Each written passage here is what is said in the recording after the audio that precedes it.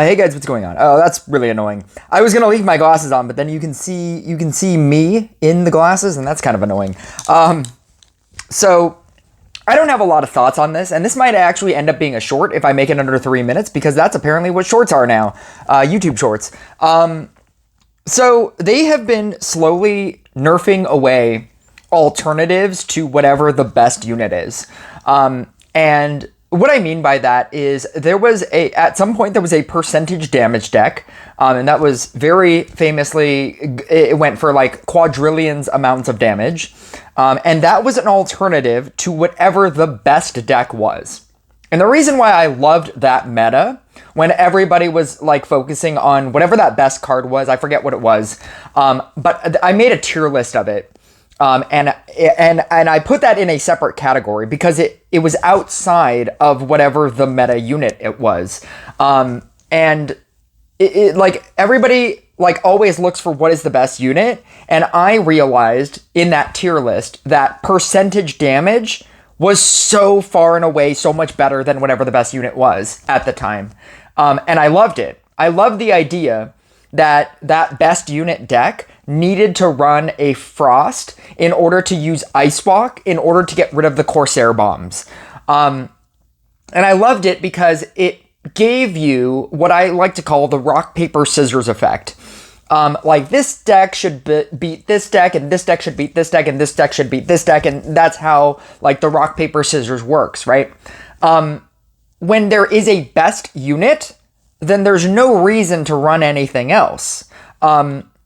And so when the percentage damage deck was a thing, you could run that deck, or you could run, whatever that best unit was. But if you ran that best unit without a Frost, then you would probably lose to the percentage damage deck. But if you ran the best unit deck with a Frost and you went up against another best unit deck that did not have Frost and instead had like a Trapper or a Witch, and it had another support card to make the damage go more, then you would probably lose to that deck because you were prepping for the other deck, right? I like, this is going to be more than 3 minutes. I like that rock, paper, scissors effect because it gives people more ways to deck build. It's been widely popular that everybody hates Toxic. And I have always championed for Toxic for the exact same reason why I would champion for Corsair. That if you decide to run Gadget instead of a Mermaid, you're probably going to lose to Toxic. You have a better chance of running a Mermaid, right? If you decide to run a Defoliation on Treant instead of Regeneration, you're probably going to lose to Toxic. If you decide to run triple Abundance instead of triple Counterspell, you're probably going to lose to Toxic, right? But, and so like that's like the idea now. It's just to push damage. It's gotten to the point where those are the only two decks, and it feels like with every single patch they're nerfing Toxic, right? Witch got nerfed. They nerfed Minotaur, they nerfed Sea Dog multiple times, right? And if the game decides to stray away from both, like obviously they nerfed Corsair, so that Corsair doesn't do percentage damage. The Meteor deck doesn't work because of Death Waves. And then like they keep nerfing, there's an active push to nerf Necromancer, because it's being used in like a Spirit Master deck, and it's going forever. It's able to go for like 5 minutes, 6 minutes into Death Waves, while also being a Toxic legendary unit. And like a lot of people that play against the Minotaur as a Toxic unit, the Minotaur Witch Frost deck, Frost got nerfed. Frost got nerfed to where the time, I believe, it's less. Oh, no. The mana gain, or the mana loss, is not 100. You don't lose 100% when you merge out the Mark of Ice one. And it's like you only lose out on like 60% or 40%. I forget what the numbers were. But it used to be 100%. Like when they merged it, you would not gain mana at all. And now you still gain some amount of mana because they nerfed that. They nerfed Frost's ultimate ability, like the 15 ability. That used to be a much larger number. Used to be able to freeze like passively multiple things. Sea Dog has been nerfed multiple times, right? If they get rid of Toxic in the same way that they've gotten rid of percentage damage, what does the meta become? The meta becomes whatever the single best deck is.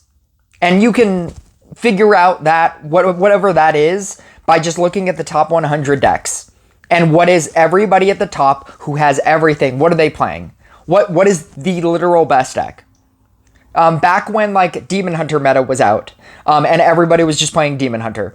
Back when Dark Inquisitor Portal Keeper was out, and everybody was just playing Dark Inquisitor Clock. I'm not looking forward to that.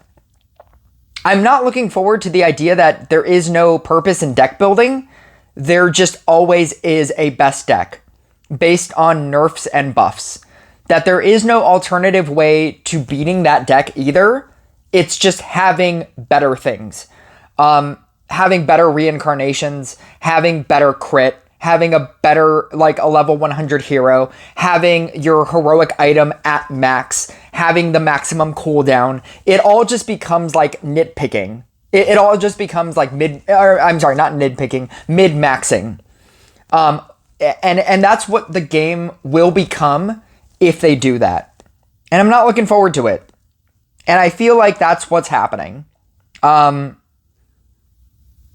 think that everybody's going, or I think they're eventually going to nerf Toxic into nothing. That it's just going to probably be a useless deck that doesn't do anything. All they'd have to do is just nerf a couple of things or change things, like maybe Mermaid. Oh, Mermaid doesn't give you, like, you know, if they change Toxic and nerf Toxic, right? And then they change Mermaid to like, oh, whenever you get bubbles, you get 10% attack. That unit gets 20% attack. That's under a bubble. Like there's no protection shield because it doesn't matter. Like you just use your own, and then anybody who's using, can you imagine a world where Spirit Master, you don't even need to use, I questioned it, where you don't even need to use the Elixir of Purification. You can just use the level up one just to get more consistent level ups. So you can run more Spirit Masters on the field. You could run like a field of like 7, like a Blade Dancer setup, like of 7 Spirit Masters, because damage is just more important than needing to cleanse because Toxic doesn't exist. Like, I feel like the direction that this game is going is it's slowly becoming what is the best deck, and there is no alternative to that. It's just everybody chases the one singular card because that is the best card. And then they nerf that card and they're like, actually, we want you to focus on this other card. And then, you know, like that has its day in the sun. And then, oh, okay, we're going to nerf that card. And then this card is now the best card. And now you have to farm that card. And then that card is nerfed. And then now you have to farm this other card. And there's no alternative. It's just what is the best deck. That there is a objectively best deck. I don't know, like right now it's like Genie Bard, right? And there's no way to like do anything against it. Like when you go up against like a max Genie Fortuna player, like what do you do against that? Your deck doesn't matter if you're not running Genie Bard or Genie Fortuna, right? Whatever you do doesn't matter. You're not going to do as much damage as that deck. And if you do have that deck, whose crit is more? That's what that becomes. That's what that entire, like, if there is no rock, paper, scissors, if there is no, like, oh, I'm going to build a Toxic deck to go up against the meta. I'm going to build a percentage damage deck to go up against the meta. If the meta is the only thing that there is, and there's no reason to run anything else, because it doesn't matter, I don't like that reality.